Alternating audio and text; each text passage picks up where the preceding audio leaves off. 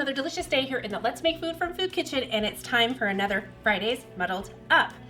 Here we are with my vanilla vodka that we made, and I've got some whipped cream, and I'm going to put a recipe down below on how to do that. And I've got some root beer. So root beer float it is. Let's get to it. Really simple. First, I need to think ahead and grab my measuring glass. There it is. I wasn't planning ahead as much as I thought I was. I was like, oh, I'm all set up, I'm ready to go. Just kidding. Okay, this is the vanilla vodka that I made. Smells good. So I'm gonna put in 1.5 ounces of vodka into this glass. Now, if you're doing a super tall glass, you could do 2 ounces if you want. Over some ice, put the lid back on there.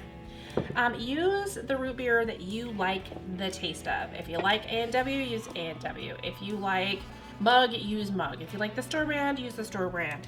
If you like this one, use this one. Whichever one. What is it, ISB or IBA or something? I don't remember. Use the one you like.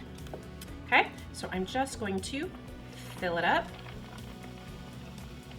This one's really quick and easy, you guys. There's not rocket science to it. Once you've made your vanilla vodka, it's quick and easy. Okay, so that part's done, and now I'm going to top it with some whipped cream. Whipped, right? Whipped, not whip, whipped cream. Let's just put it all on there, why not? There's not enough to keep. I'm trying to get it all out. Okay, there we go. All right, it doesn't look as pretty as I'd like it to. You know, if you have one of the like, shh, and gets the swirls. Okay, that's done. So here we have our root beer float ready to drink. Okay, let's check and see how I did this time. Ooh, I did good. It's so yummy. Yes.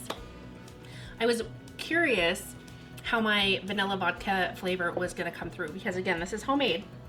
House-made, whatever you want to call it. And I have made vanilla extract. This one's with rum. You can see how dark this one is. And this one's vodka.